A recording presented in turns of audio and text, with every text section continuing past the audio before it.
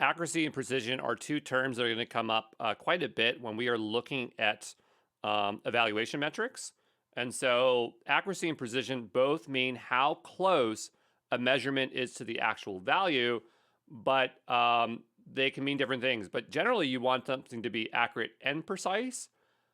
So here on the right-hand side, we have this visual target. Imagine that it is a gun range or an archery range, and you're shooting at the target.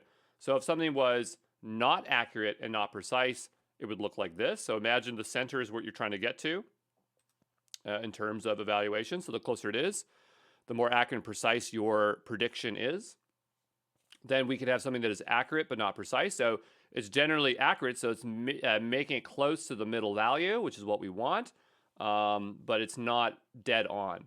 Then you have accurate but not precise, so precisely hitting a very specific area, but far away from our target goal.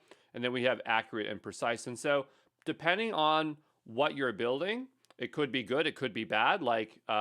This might be acceptable to you, but it really depends on your use case, okay? But obviously, up here in the top right corner, which is always the best value, is what you're looking for, okay?